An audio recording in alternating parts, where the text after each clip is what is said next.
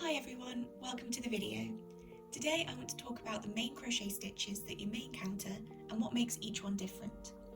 Each stitch has its own qualities that make it suited for different projects, so whether you're thinking of creating your own crochet pattern or are just interested to learn more about crochet, this should hopefully give a broad overview of the key building blocks of a crochet project.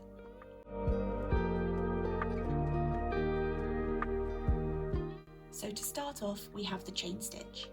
This pretty much acts as the foundation for the majority of crochet patterns and will probably be the first stitch that you learn. To do a chain stitch, you start with a slip knot on your hook and you simply wrap the yarn around your hook and pull it through the loop. This is one chain, and by repeating this over and over, you can create a long line that looks something like a chain with all the interlocking loops. By itself, it can be quite a flimsy stitch with a bit of stretch to it, so don't expect it to be really structurally sound or hold lots of weight by itself. It is usually used to start a project or a row instead of being a structural stitch. A slip stitch is mainly used to move your hook across your project without introducing very much new yarn. To do a slip stitch, you insert your hook into the stitch, wrap your yarn around and pull the yarn through, and then pull that loop straight through the other loop on your hook. It doesn't really create a fabric by itself, so the slip stitch is more of a tool that you may use within your crochet pattern to join pieces together, create borders, or help make different shapes. The single crochet is the core of the majority of crochet projects. It's a dense stitch that can be quite sturdy, particularly if you use a smaller hook size to reduce the spaces between each stitch. Starting with a row of chain stitches, we can work a single crochet into one of these. To do this, you insert your hook into the stitch and wrap your yarn around the hook and pull it through the stitch. Then you wrap the yarn around one more time and pull it through the two loops on your hook. This is one single crochet. Single crochet creates a fabric that is robust and durable, so it's perfect for projects that require a bit of strength, such as toys that are being handled and played with, or bags that may need to support some weight. Half double crochet is somewhere in the middle of a single and double crochet. It's one of my favourite stitches as it creates a fabric that has a bit more flow and works up faster than a single crochet, but still has some density to it. To do a half double crochet, this time you wrap the yarn around your hook before inserting it into the stitch. Then you yarn over and pull through the stitch so you have 3 loops on the hook, and then you yarn over one last time and pull through all 3 loops in one go.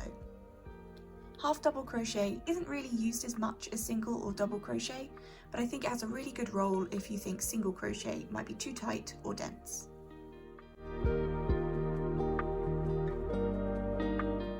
A double crochet is a taller stitch that you'll often find when crocheting blankets, scarves, granny squares or larger items, as it can work up really quickly, especially if you're using a chunky or super chunky yarn. A double crochet follows the same start as a half double crochet, where you yarn over before inserting into the stitch, then yarn over and pull through, and yarn over again, but instead of pulling through all the loops on the hook in one go, you pull through the first 2 loops, and then yarn over again to pull through the final loops on the hook. The double crochet creates a more flowy fabric with larger gaps, so the final project isn't as tight and heavy as a single crochet.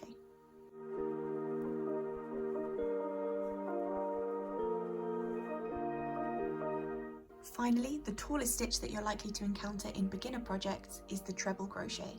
This is a really tall stitch that creates a very open and airy fabric.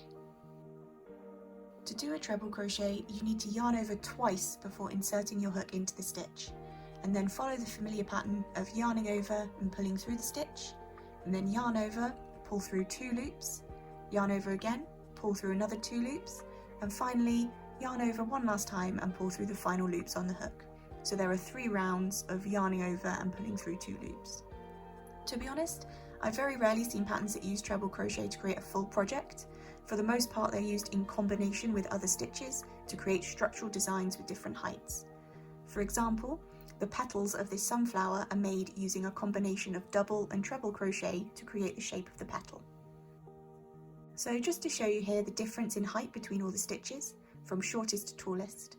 There are obviously other stitches that exist, but here are a core few that will help you get started. Each stitch has its own purpose and can be used in lots of different ways. Some of the most interesting and inventive patterns use combinations of stitches with different heights to create unique effects and shapes. So being familiar with how each stitch works is really important when starting your crochet journey. If you're thinking of writing your own crochet pattern, it is important to consider how your choice of stitch may change the feel of your project. I really hope this video was helpful, and I'd love to hear your favourite crochet stitches to work with in the comments. Thank you so much for watching, and have a wonderful rest of your day.